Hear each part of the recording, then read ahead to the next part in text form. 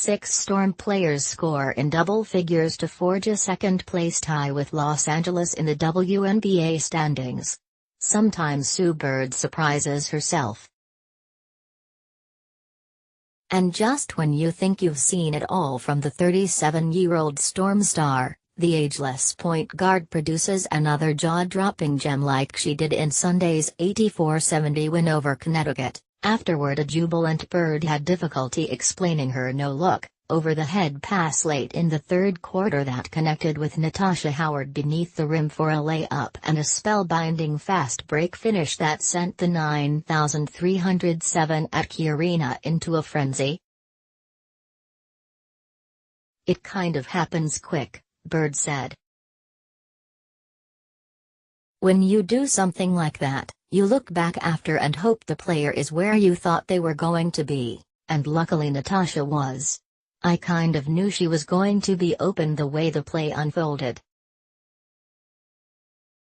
It was just a matter of how I was going to get it there. I didn't plan on that, but once I turned my back I thought, all right, this is the only way I'm to get it there."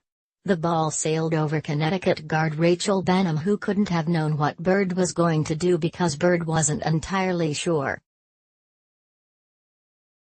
"If you predetermine what you're going to do, I would say 90% of the times it doesn't work out because you're almost forcing it or trying to make it happen," Bird said.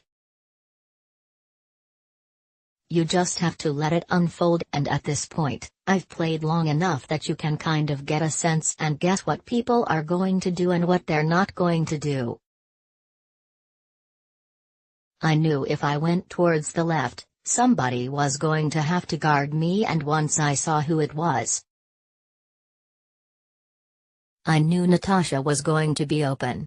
Connecticut forward Chiney Ogwumike offered a different take. "She got lucky," she said, laughing. "No, that's standard Sue. That's what we love about Sue Bird. It sucks to be on the other end, but at the same time it's one of those things where that's fun. I'd love one of those, you know what I'm saying?"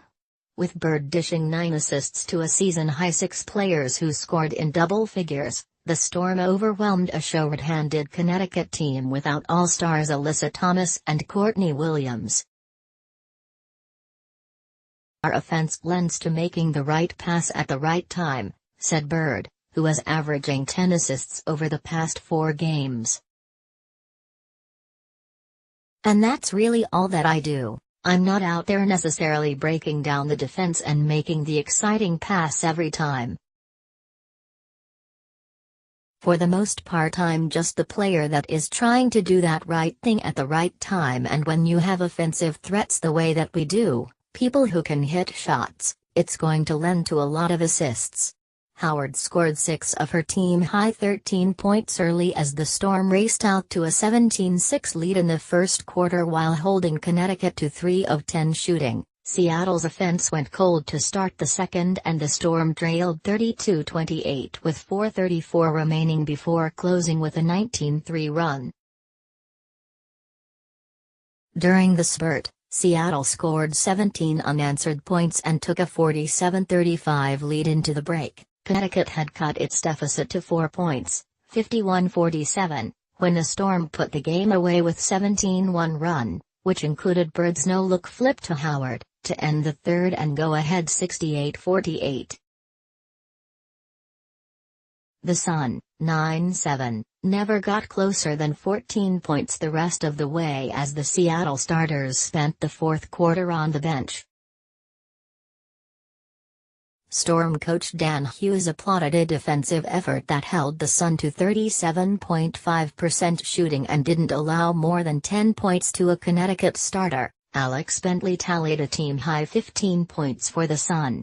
Seattle also outscored the Sun 42-26 in the paint.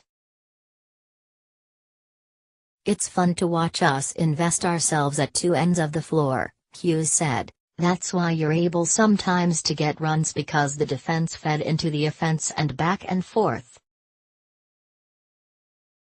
I'm pleased because I feel like this team knows that we can win in different ways right now. We shot the 3, 8 of 25, okay.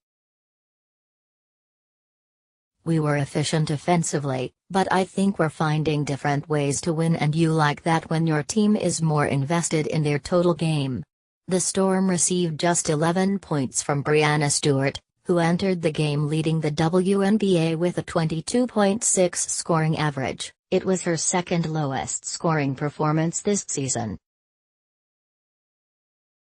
And yet, Seattle led by as many as 24 points due to a balanced scoring attack that included 11 points each from Jewell Loyd and Bird, while Jordan Canada and Kalina Mosqueda-Lewis added 10 apiece off the bench. That's a good day that you can get 6 in double figures. Nobody plays 30 minutes and get 42 points in the paint, and defensively I thought we were solid, Hughes said. Now, off to New York. The Storm, 12-5, begins the second half of the season with a 2-game road trip. At the midpoint, Seattle is tied with Los Angeles for second place and a half game behind Phoenix, 13-5, for the best record in the WNBA. I'm happy we're 12-5, Bird said while noting 11 of the Storm's final 17 games are on the road. It's better than being 5-12 without a doubt, especially when we've had so many home games, but on the flip side we're going to be on the road a lot and anything can happen on the road. We're sitting here understanding that we've done some good things, but we have a long ways to go and there's nothing to celebrate yet.